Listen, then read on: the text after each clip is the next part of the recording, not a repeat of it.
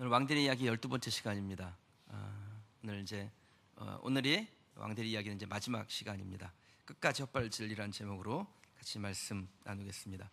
제가 목요일에 성경 공부하는 모임이 있는데 거기에 오시는 목사님이 이번 주일에 설교 제목이 끝까지 헛발질이라고 그랬더니 제목이 마음에 확 와닿네요 그러더라고요. 그런 오늘 말씀이, 그리고 지난 12번에 걸쳐서 들었던 하나님의 말씀이 우리 마음 가운데 남아서 우리는 헛발질하지 않고 카운터 펀치를 우리의 원수 마귀에게 날려서 승리하는 우리 성도님들 되시기를 주님의 이름으로 축원합니다. 오늘 왕들의 이야기 12번째 시간, 마지막 시간인데, 오늘은 시드기야 왕의 이야기를 통해서 하나님께서 우리에게 주시는 생명의 말씀에 귀를 기울이시기 바랍니다. 마지막 이야기가 좀 우울하기는 한데 그래도 이 안에 살아있는 하나님의 말씀, 생명의 말씀이 있습니다. 듣고 내 말씀으로 삼으면 우리의 미래가 더 나은 미래가 될 줄 저는 믿습니다. 항상 말씀을 대할 때 가장 좋은 태도는요, 하나님과 나를 화자와 청자의 관계로 만드는 것입니다. 말씀하신 하나님, 듣는 나 자신. 그럴 때 하나님의 말씀이 내 안에서 살아납니다. 여러분의 심령에 하나님의 말씀이 살아나게 하시길 원합니다. 성경 말씀은 재미있는 시간이 아닙니다. 설교 시간은요, 설교자는 졸지 않게 하기 위해서 재미있게도 하고, 제가 굉장히 설교가 빠른 편에 들어요. 그러니까 제 설교를 아주 조용조용 하신 분들이 하잖아요. 그러면 1시간도 넘게 할 수 있는 분량이긴 합니다. 제가 이렇게 빠르게 하는 이유는 좀 졸지 마시라고, 좀 집중해서 딱 들으시라고 그렇게 하는 것입니다. 그렇게 설교를 웃기기도 하고 또 스피디하기도 하지만, 여러분, 설교는 웃자고 듣는 것이 아니라 사실은 울자고 듣는 것입니다. 그래서 하나님 앞에 통회하는 심령이 될 때 하나님께서 우리의 마음에 떨림을 주시고 그 말씀이 내 말씀 되는 역사가 일어나요. 성경에 나와 있는 말씀은 하나님께서 그 말씀으로 주신 거죠. 근데 이것을 내가 받아들이면 이것은 내 말씀이 되는 겁니다. 여러분이 설교자를 존중하는 이유가 뭡니까? 설교자가 능력이 있어서 존중합니까? 아니면 나이가 지긋하고 풍채도 괜찮으시고 좀 머리가 시키지긋하시고 그럴 때 여러분 설교가 좀 무게가 있어 보입니까? 어떤 목사님은요, 이렇게 머리가 젊은데도 흰머리가 샥 멋있게 나가지고 단에 딱 쓰면은 일단 그걸로, 요즘 애들 말로 그걸로 먹어주시는 분이 있어요. 저는 흰머리가 안 나요. 그래서 흰머리가 안 날까? 그런데 요즘 요 옆에 흰머리가 몇 가닥 나기 시작했습니다. 근데 우리 큰딸이 와가지고 한 개당 500원씩에 싹 뽑아가지고요, 요즘 모든 딸들은 그렇게 돈을 버는 거라고 그러면서 좀 아쉽네요. 우리가 설교자에 대해서 존중하는 것은 그가 능력이 있거나 무슨 외모가 중후하거나 그래서가 아니라 그가 전하는 말씀이 하나님의 말씀이기 때문에 존중하죠. 그러니까 그런 마음으로 설교를 들으면 누가 단에 서더라도 어떤 본문으로 하나님의 말씀이 증거되어지든 그 말씀은 내 말씀이 되고, 내 말씀이 된 하나님의 말씀이 내 삶을 변화시켜 나를 하나님과 동행하며 하나님의 은혜 안으로 들어가게 하는 줄 저는 믿습니다. 오늘 주님께서 주시는 말씀이 조금 우울한 말씀이지만 이 말씀을 여러분 받아들여서 내 말씀으로 만드는 우리 성도들이 되시기를 주님의 이름으로 축원합니다. 사랑하는 성도 여러분, 구슬이 서말이라도 깨어야 보배라고 했습니다. 지금이 말씀의 홍수의 시대예요. TV를 틀면 설교 방송 나오죠. 라디오에서도 계속 설교 이 방송이 나오죠. 유튜브 틀면은 아무튼 책 보면 그렇게 쏟아지고 있는데, 그런 말씀의 홍수의 시대를 살고 있지만 말씀이 생수가 되게 하는 사람은 많지 않습니다. 하나님의 말씀이 우리에게 폭포와 같아서는 안 됩니다. 폭포는 딱 보면서 시원하게 내리네 그러고 마는 거예요. 그런데 생수는 단지 500ml 한 병이라 할지라도 우리의 가란 목을 축이고 우리의 갈급한 심령에 은혜의 생명의 물이 되는 줄 믿습니다. 그럼 그 말씀을 생수로 받다 내 말씀 삼으면 우리의 인생이 형통하게 되는 것이죠. 오늘 말씀이 여러분에게 생수 같은 말씀 되길 주님의 이름으로 축원합니다. 보통 드라마의 마지막은 그 해피엔딩으로 끝나는 경우가 많습니다. 그래서 보고 듣는 이들에게 기쁨이 됩니다. 근데 간혹 드라마의 끝부분에서 주인공이 비참하게 삶을 마감하는 그러한 비극들도 간혹 있지요. 그런 드라마를 보면요, 다 보고 난 다음에 기분이 썩 좋지가 않지요. 아쉽게도 이 왕들의 이야기의 마지막 결론은 해피엔딩이 아닙니다. 왕들의 이야기의 마지막을 장식하는 시드기야라는 왕은 이전에 조상들이 행했던 죄악을 그대로 행하며 결국 그에 대해서 나라가 끝장나는 그러한 불행한 삶을 살았습니다. 본문의 말씀과 병행 구절이 열왕기하 24장 18절에서 19절인데요. 시드기야가 왕이 될 때 나이가 21세라 예루살렘에서 11년간 다스리니라. 그의 어머니의 이름은 하무다리오 림나인 예레미야의 딸이더라. 그가 여호야김의 모든 행위를 따라, 그러니까 이 시드기야의 바로 앞에 있었던 왕이에요. 그 여호야김의 모든 행위를 따라 여호와 보시기에 악을 행한지라. 이게 시드기야에게 내려진 선지자의 평가였습니다.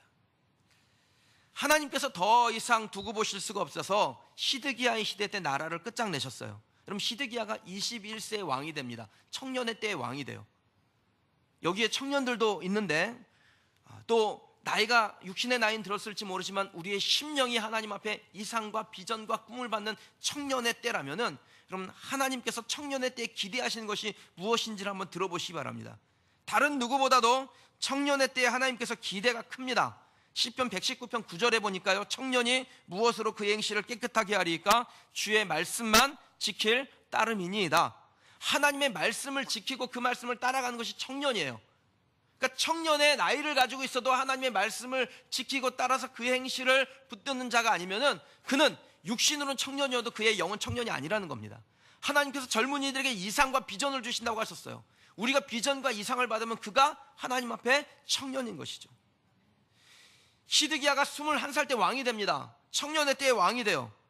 그러면 그 청년의 때에 왕이 된 시드기야가 그 급박한 시기에 앞서 망한 왕들처럼 하나님께 악을 행하여 그 앞에 여호야김이 하나님 앞에 범죄함으로 셋사슬에 결박되어 바벨론으로 끌려가서 간신히 나라의 명맥만 유지하고 있는 그 상태에서 그 왕을 따라, 여호야김을 따라, 그 이전의 왕들을 따라 하나님 앞에 죄악을 저질렀다는 것은 하나님에게 이만저만한 실망이 아니라는 것입니다.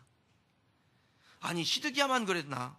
그 선대의 왕들 다 우상 숭배하고 죄 짓고 엉망으로 살던데 시드기야는 참 재수가 없는 사람인가 보다. 그럼 이렇게 생각하세요. 그럼 재수가 없어서가 아니라 엄중한 시기에 자기의 삶을 하나님 앞에 더욱 근신하지 못했기 때문입니다. 휴가 가서 금식 기도하지는 않습니다. 휴가 가면 쉬는 거예요. 그러나 기도해야 될 때가 있죠.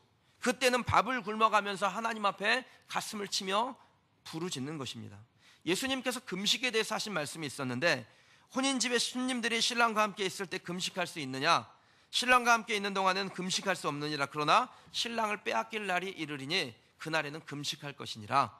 무슨 말입니까? 우리가 기도해야 될 때가 있다는 거예요. 하나님 앞에 붙들 때가 있다는 것입니다. 하나님이 엄중하게 생각하는 시기가 있습니다. 마음을 느슨하게 하고 즐길 때도 있고 마음을 조이고 기도할 때도 오지요. 그때는 느슨했던 마음을 조여잡고 하나님 앞에 기도하는 것입니다. 그래야 화를 피할 수 있어요. 보통 애들이 그걸 잘 못하죠. 엄마 아빠 기분 좋을 때는 그냥 앞에서 뭐 까불고 난리를 쳐도 괜찮습니다. 다 봐줍니다. 그런데 엄마 아빠가 기분이 굉장히 안 좋은 날이 있어요. 그럴 땐 어떻게 됩니까? 딱 분위기 파악하고 자중해야 되는데, 분위기 파악을 못하고 거기서 찍고 까불고 하면 어떻게 돼요? 등짝 한 대 후려 맞고 끝나는 겁니다. 시기가 엄중하면 더 경각심을 가지고 하나님의 길을 따라야 되는데, 시드기야가 그 앞선 왕이 바벨론에게 결박돼서 포로로 끌려갔는데 그 엄중한 시기에 하나님 앞에 돌아와 하나님께 가슴을 치며 회개하며 기도해도 시원찮을 판에 그 앞선 왕들의 죄악을 그대로 행했다라는 거예요. 어떤 시대에 자기가 왕이 됐는지, 왜 왕이 됐는지를 몰랐습니다. 그래서 더 엄한 벌을 받게 된 것입니다. 여러분, 개인도 가정도 교회도 나라도 허리띠를 풀을 때가 있고 허리띠를 조일 때가 있습니다. 그것을 제대로 하지 못하면 개인의 삶이 피폐해지는 것이고 가정이 무너지며 교회는 분열되고 나라가 후퇴하게 됩니다. 그래서 오늘 주시는 이 말씀이 저와 여러분들에게 엄중한 시기에 더 하나님의 길을 가겠다고 믿음으로 마음을 견고하게 하나님 앞에 세우는 시간이 되길 주님의 이름으로 축원합니다. 시드기야가 끝까지 헛발질을 하다가 인생 망치는 사람이 되었는데, 우리는 그런 사람이 아니라 하나님께서 좋은 말로 하실 때, 좋을 때, 분위기 좋을 때 듣고 변하여 새 사람 되고 엄중한 시대에 하나님의 마음을 시원하게 해드리는 우리 하나님의 백성들, 성도들 되시기를 주님의 이름으로 축복합니다.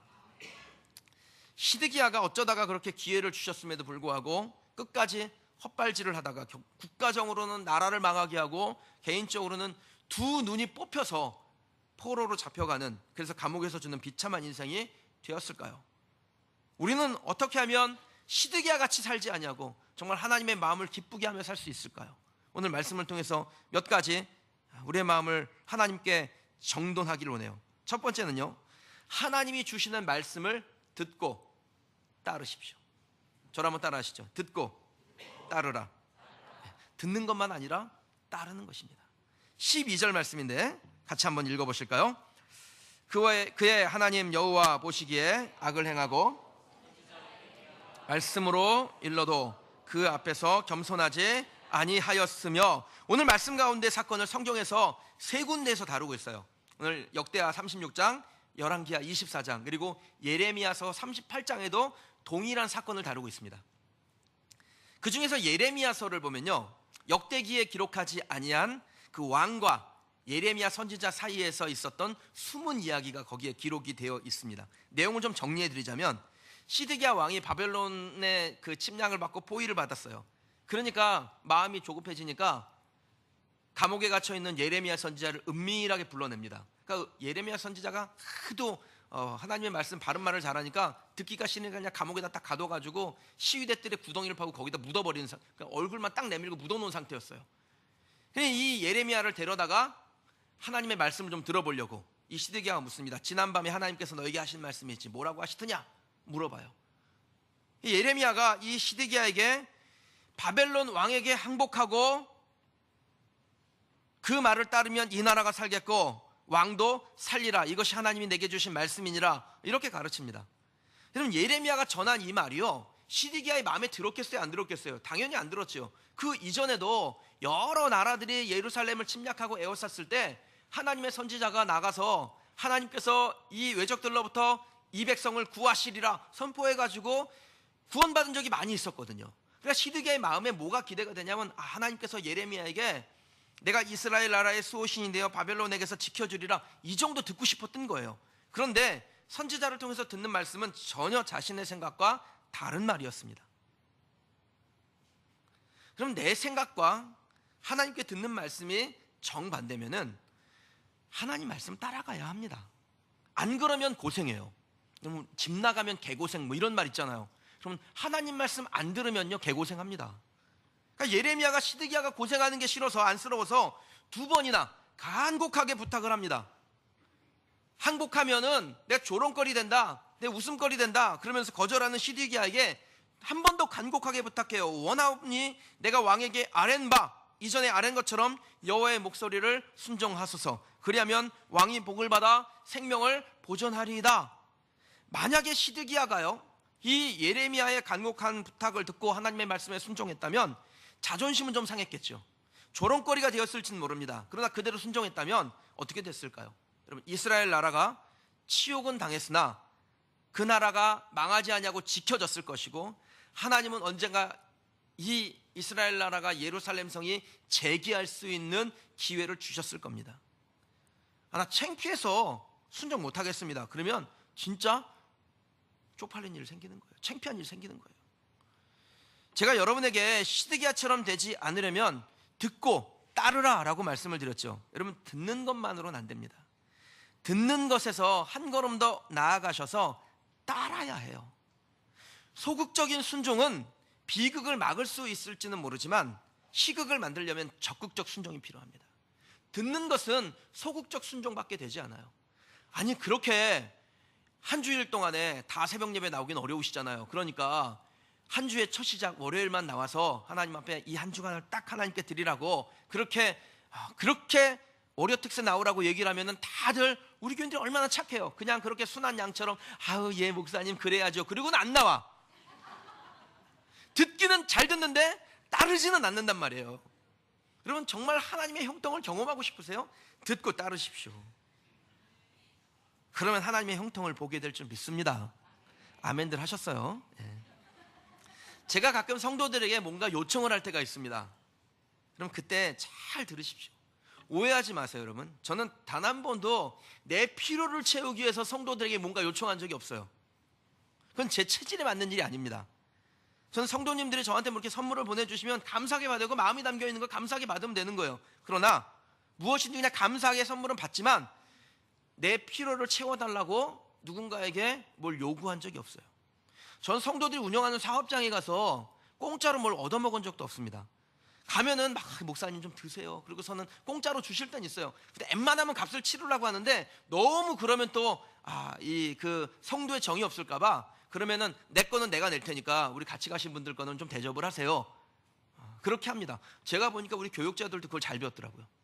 그래서 성도님 어쨌든 성도님 사업장에 가서 물건을 사는데 꼭 그냥 주시려고 그러잖아요. 그러니까 그냥 주실 거를 대비해서 아예 뭘 사가.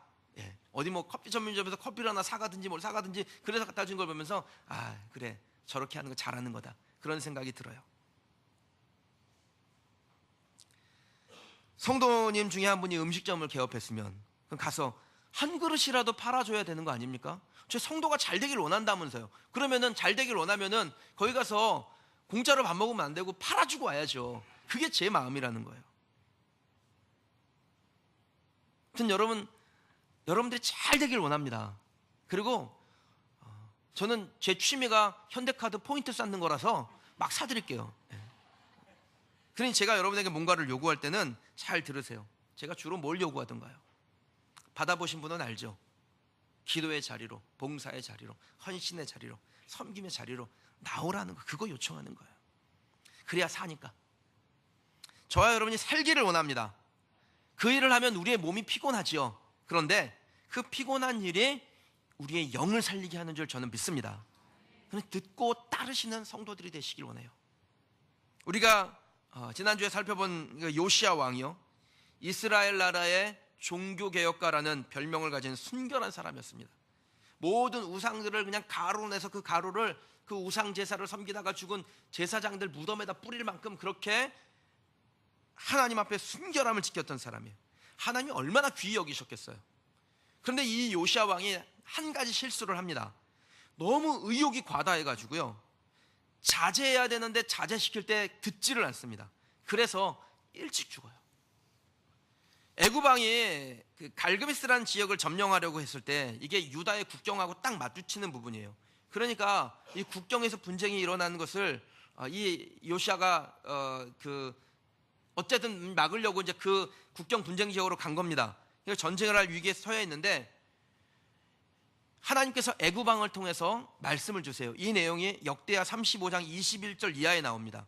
내용을 좀 정리해 드리자면 애굽의 왕인 느고가 요시야가 그 국경에 와서 전쟁이 일어날 상황에 처한 걸 보고 사신을 보내서 이 일이 너하고 무슨 상관이 있느냐, 하나님께서 어젯밤에 나에게 말씀하셨는데 내가 나와 싸워서 목숨을 잃는 것을 방지하라, 너의 목숨을 보존하라, 이렇게 이야기를 해요. 그러니까 딱 들어보니까 하나님의 음성이지요. 그런데 이 요시야가 그게 싫어서 제가 말씀을 읽어드릴게요. 요시야가 몸을 돌이켜 떠나기를 싫어하고 오히려 변장하고, 그러니까 왕으로 나가면은 왕으로 나가는 것은 사람들이 다 막으니까 어떻게 하냐면 그냥 평복을 입고 평군사처럼 변장을 하고 그리고 전쟁에 나간 겁니다. 하나님의 입에서 나온 느고의 말을 듣지 아니하고 무기또 골짜기에서 이르러 싸울 때 활 쏘는 자가 요시야 왕을 쏜지라. 왕이 그의 신하들에게 이르되 내가 중상을 입었으니 나를 도와 나가게 하라. 부하들이 그를 병거에서 내리게 하고 버금 병거, 그러니까 그 땅 보통 군사들의 병거에다가 이제 왕의 병거로 옮겨 타고 예루살렘에 이른 다음에 그가 죽으니 그의 조상의 墓실에 장사되니라. 그러니 이게 얼마나 안타까운 일입니까? 요시야가 범죄를 저지른 건 아니었습니다. 도리어 나라를 위하여 의로운 행동을 한 것이죠. 그런데 그 의로운 행동도 하나님의 말씀에 근거를 대야 돼요. 의롭다고 다 좋은 결과를 가져오는 것은 아닙니다. 만약에 요시야가 애굽 왕을 통해서 말씀하신 그 하나님의 말씀 앞에 좀 창피하긴 하지만, 조롱거리가 될지 모르지만, 아니 군사를 이끌고 국경 분쟁국 지역까지 출정했다가 뒤로 물러서면 좀 창피한 일이긴 하죠. 그래도 그 말을 따랐다면 하나님께서 요시야를 통해서 얼마나 더 큰 일을 하셨겠습니까? 그럼 우리가 참 주의 깊게 들어야 될 대목입니다. 의롭다고 다 좋은 것이 아닙니다. 때로는 하나님의 섭리 가운데 잠잠하고 순종해야 될 때도 있습니다. 특히 자기 의가 강하신 분들 있죠. 막 의롭고 막 혈기가 있고 막 하나님을 위해서 내가 물불을 가리라 막 이런 사람들 있죠. 이런 분들 좀 조심하십시오. 아무리 옳은 일이라도 잠시 멈춰야 될 때가 있습니다. 그것을 신약에서는 덕이라고 부릅니다. 내가 하고자 하는 일이 옳은 일이라 할지라도 그것이 덕이 될 것인지를 살펴야 된다는 거예요. 사도 바울이 모든 것이 가하나 옳으나 모든 것이 유익한 것은 아니요 모든 것이 가하나 옳으나 모든 것이 덕을 세우는 것은 아니라, 그러니까 하나님 앞에 덕을 세우는 일인지 유익이 되는 일인지 살펴서 그 덕과 유익이 되는 일을 하는 것이 하나님께서 우리에게 원하시는 것이라는 겁니다. 헷갈릴 때는 주의 종들에게 물어보세요. 병은 의사에게, 약은 약사에게, 헷갈릴 때는 목사에게 물어보세요. 다만 물어볼 때 여러분들이 정말 신뢰 관계를 가지고 있는 목사에게 물어보시는 겁니다. 아무에게나 그냥 목사 달고 있다고 물어보지 마시고, 그리고 듣고 난 다음에는 따르는 결정을 하세요. 제가 표현을 따르는 선택이라고 안 하고 따르는 결정이라고 그랬습니다. 이걸 할 건지 저걸 할 건지, 목사님의 말을 들을 건지 아니면 내 생각대로 할 건지를 선택하는 것이 아니라 결정하라고요. 제가 여러분에게 영적인 권고를 드릴 때는 선택사항으로 드리는 게 아닙니다. 강요처럼 보이게 하지 않기 위해서. 강요처럼 하면은 여러분의 신앙의 자율성을 훼손시키니까 강요처럼 보이지 않기 위해서 제가 조용조용히 조곤조곤 말씀을 드리지만, 어쨌든 제가 그렇게 드리는 말씀은 한번 해보세요. 그게 아니라 꼭 하셔야 됩니다라는 것을 말씀드리는 거예요. 잘 듣고 따르면 헛발질하는 인생이 아니라 제대로 카운터펀치 날려서 승리하는 하나님의 백성이 될 줄 믿습니다. 아무튼 여러분의 삶에 하나님께서 주시는 그 말씀이 무슨 그 말씀을 듣고 들은 말씀을 따르고, 그래서 형통의 문을 열고 그 길을 걸어가는 우리 성도들이 되시길 주님의 이름으로 축원합니다. 시드기야처럼 헛발질하지 아니하고 하나님께 형통을 얻으려면 우리가 분명히 지켜야 될 것이 또 한 가지가 있습니다. 두 번째는 주의 종을 비방하는 자리에는 머물지 마세요. 여러분, 이거 하나님의 말씀이기도 하지만 인생의 지혜입니다. 주의 종들하고요 부딪히지 마세요. 제가 그래봐야 여러분한테 영적인 유익이 없어요.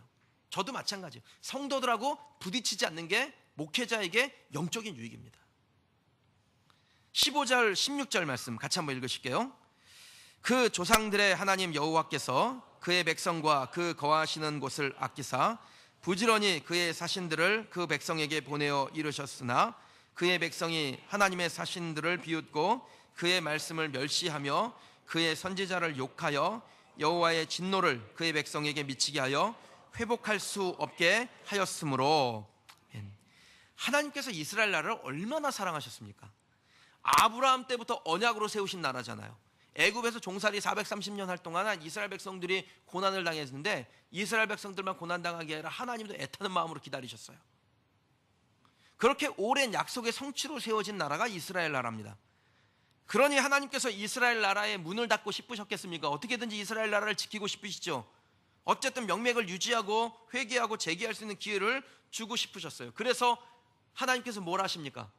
사신을 보내잖아요. 여호와의 사자를, 하나님의 선지자들을 계속해서 보내는 겁니다. 그럼 기대가 없으면, 포기했다면 뭐 하려고 자꾸 가서 사신을 보내서 선지자를 보내서 말씀하시겠어요? 그럼 우리가 자녀들에게 이러쿵저러쿵 자꾸 잔소리하는 이유는 뭡니까?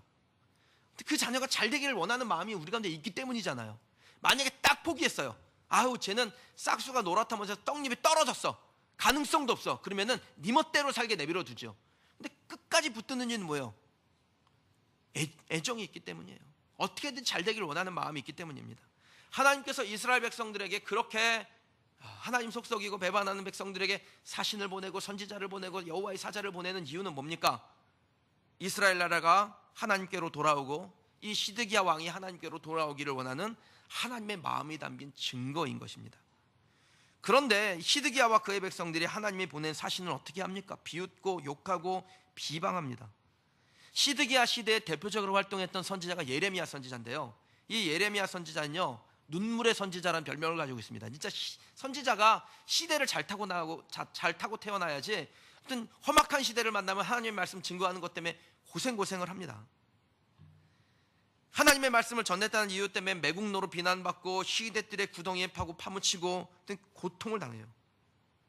그럼 하나님의 종을 모욕하는 것은 근본적으로 하나님에 대한 존중감이 없다라는 것의 증거입니다.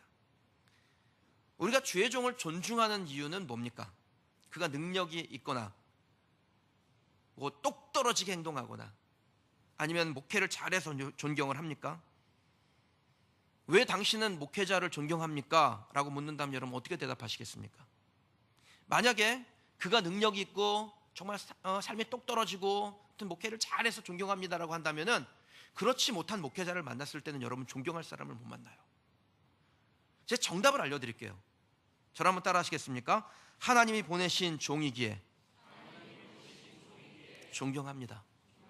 그럼 이게 정답이에요. 하나님의 종이기에 존경하는 사람은 사람을 존경하는 것이 아니라 하나님을 존중하는 것입니다. 하나님은 나를 존중히 여기는 자를 내가 존중히 여기고 나를 멸시하는 자를 내가 경멸하리라 이렇게 말씀하세요. 그럼 주의 종이 여러분에게 사익이 들어간 제안을 하지 않는다면 그냥 존중하십시오. 마음에 들지 않아도 잘 들으면 그럼 그것이 복이 됩니다. 마음에 들지 않는다고 여러분 감정대로 행동하지 마세요. 감정대로 하면 원망과 비방으로 흘러가게 되어 있습니다. 감정적인 반응을 해버리잖아요. 그럼 담이 약한 목회자는요 귀에 듣기 좋은 소리만 합니다. 담이 센 목회자는요 성도들과 사이가 틀어집니다. 그러면 하나됨을 이루지 못하게 되고 하나님의 비전이 손상이 돼요. 그러면 하나님의 비전을 위해서 우리가 사는 건데 하나님의 비전을 손상시키는 일을 하면 안 되는 것이죠. 사랑하는 성도 여러분, 특히 우리 중직자님들은 잘 들으시길 바라요. 우리는 공동체에 대한 책임을 하나님께 받은 것입니다. 장로가 되고 안수집사가 되고 권사가 되었다는 것은 단지 어떤 명예를 받은 것만 아닙니다. 그건 매우 거룩하고 그리고 아름다운 명예이기는 하나 동시에 교회를 위임하시는 하나님 앞에 막중한 책임을 받은 겁니다. 책임을 받으면 나중에 그 책임을 묻습니다. 그러니까 책임을 받지 않으면 책임에 대한 책임을 묻지 않아요. 그런데 책임을 받은 자에게는 책임을 묻습니다. 하나님이 나중에 우리에게 우리의 책임을 잘 감당했는지 못했는지를 물으실 거라는 거예요. 중직자는 담임 목사가 그 책임을 함께 짊어진 것입니다. 담임 목사가 어디 가서 그 교회 자기 교회 장로가 어떻고 안수집사가 어떻고 권사들이 어떻고 그냥 이러쿵저러쿵 그렇게 비난을 한다면 그 사람이 그 공동체를 책임질 자격이 있는 사람입니까? 없는 사람이죠. 중직자들이 어디 가서 담임 목사를 비난하고 목회자를 비난하고 그러면 하나님께서 주신 책임을 제대로 감당하는 것입니까? 아니죠. 부족함이 있으면 기도하고 권면하고 도와주면 되는 것입니다. 제가 이런 얘기를 하니까 뭐야 지난 주간에 무슨 일 난 거야? 아무 일 안 났어요. 예. 걱정하지 마세요. 이런 이야기도 분위기 좋을 때 할 수 있는 겁니다. 여러분이 만약에 진짜로 실제로 그런 일이 있는데 내가 이 얘기를 해버리면요 뭐야 목사님 설교로 나를 공격하는 거야? 이럴 거 아닙니까? 분위기 좋을 때 하는 거예요. 이거는요 더 잘하자고 드리는 말씀입니다. 이단들이 교회를 와가지고 분열시킬 때 사용하는 방법은 서로를 비방하게 하는 거예요. 사실 50% 더하기 거짓말 50% 붙여가지고 사실에 근거한 것처럼 보이기 때문에 딱 그런 것 같아요. 근데 거기에 빠져들면은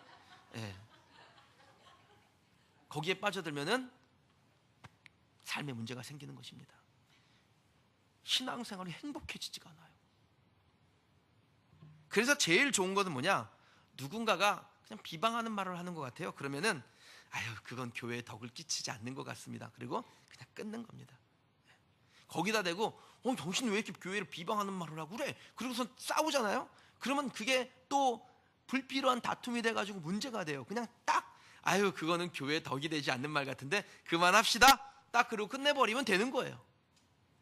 그러면 주의 종뿐 아니라 누구와도 비방은 스톱, 칭찬은 고하는 여러분 되시길 주님의 이름으로 축원합니다. 여러분 소시적에 거듭나기 전에 고스톱 많이 치셨죠? 고스톱에 잘 치려면 뭐 해야 돼요? 고하고 스톱할 때가 언제인지 정확하게 아셔야 돼요.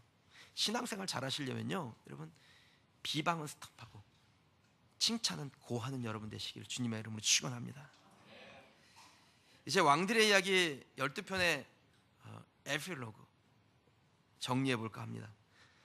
누군가가 살아간 지난 삶의 한 부분은요 현재 내가 살아가고 있는 삶의 모습입니다. 고난도 평안도 슬픔도 기쁨도 비슷한 원인과 그에 따른 반응에 의해서 나타나는 것입니다. 그래서 다른 사람의 살아가는 모습을 유심히 보면 그 안에 뭐가 있냐? 내가 있어요. 우리가 아이들을 보면요, 그 아이들 딱 보면서 무슨 생각을 합니까? 아휴, 어쩜 저렇게 나 어렸을 때랑 똑같을까? 내 아들이기 때문에 딸이기 때문에 그런 게 아니에요. 남의 집에 데려다 놓고 걔를 하루만 들여다보잖아요. 어쩜 저렇게 내가 어렸을 때랑 똑같을까? 똑같은 얘기 합니다. 왜요? 다 사람이 살아오는 삶의 모습이 비슷하기 때문이에요. 그 과정에 따라 비슷한 결과를 얻습니다. 그러므로 다른 사람의 살아가는 삶의 모습 속에서 내가 어떻게 살아야 될지를 발견하는 것이 지혜입니다. 이것이 역사 교육이고 우리에게 주이는 유익이죠. 근데 안타까운 것은 우리가 역사를 너무 빨리 잊어버린다는 거예요. 지난 12주간에 걸쳐 살펴본 이스라엘 왕들의 이야기를 통해서 실수하는 왕들을 보며 우리는 저렇게 살지 말아야겠다 이런 결심을 했고, 올바르게 사는 왕들을 통해서는 나도 저렇게 좀 살아서 하나님의 복을 얻어야겠다 이렇게 다짐을 하며 말씀을 들었을 것입니다. 근데 그렇게 말씀을 들은 대로 살면 우리의 삶이 더 나은 삶이 될 텐데, 문제는 늘 등장하는 문제죠. 발빠른 망각, 황급한 망각이 우리 가운데 있다라는 거예요. 여러분, 성공은 누가 더 좋은 것을 오래 기억하느냐에 따라서 결정이 됩니다. 자기 자신에 대한 근거 없는 자부심이나 자신은 남다르다라고 생각하는 쓸데없는 교만이나 아무리 좋은 말도 귀담아 듣지 않는 아집으로도 빨리 빠져나온 사람이 성공에 먼저 도달하게 됩니다. 망각의 늪에 아예 들어가지 말거나 아니면 그 늪에 빠졌을 때 어쨌든 빠져나오기 위해서 몸부림치는 그 열망이 있는 사람이 더 나은 삶으로 가게 되어 있다는 것입니다. 그러기 위해서 우리에게 필요한 것이 뭘까요? 내 주장을 존중하는 것이 아니라 하나님의 말씀을 존중하는 태도를 갖는 것입니다. 그럼 자기 자신을 높게 보지 마십시오. 사실 별것도 아니라는 것은 스스로가 더 잘 알고 있어요. 나에 대한 평가가 어떠하든지 그 평가는 항상 고평가라는 것을 누가 압니까? 내가 알죠. 우리가 알잖아요. 저도요, 저의 그 안 좋은 부분, 저의 약점은 쓱 감춰두고 얘기 안 하려고 하고 좋은 점만을 성도에게 부각시키려고 하는 그런 습성이 있어요. 그런데 그럴 때 그 후한 평가를 하다 보면 교만과 아집에 빠져서 내가 대단한 사람인 줄 알고 있는 그곳에 머물지 말고, 그곳에서 나를 정당화시키고 합리화시키지 말고 그곳에서 벗어나려고 하면 내가 부족하고 난 하나님의 말씀을 들어야 되고 들려지는 하나님의 말씀을 따라야 한다, 그 하나님의 말씀을 존중하는 태도를 갖는 것입니다. 겸손하게 귀를 열고 말씀을 듣고 말씀대로 살고자 치열하게 나 자신과 싸울 때 그럼 그 사람이 하나님의 길을 갈 수 있습니다. 하나님의 말씀을 존중하는 태도는 자기의 약점을 감추지 않고 다 드러내서 수정사항을 많이 만들어요. 내가 이거 고치고 저거 고치고 이거 고치고 저거 고쳐야겠구나. 자기의 수정사항을 많이 만듭니다. 우리가 수정사항을 많이 만들면 만들수록 우리는 더 나은 삶으로 가게 되는 것입니다. 사랑하는 성도 여러분, 저는 여러분을 기대합니다. 그리고 제 자신도 기대하고 우리 교회를 향한 기대가 있습니다. 하나님도 우리를 기대하실 줄 믿습니다. 그럼 그 사실을 기억하며 끝까지 지치지 않고 달려나가는, 날마다 나를 고치고 하나님의 말씀 앞에 서기를 소원하는 우리 성도들이 되시기를, 그래서 하나님의 형통으로 가는 하나님의 백성이 되기를 주님의 이름으로 축원합니다.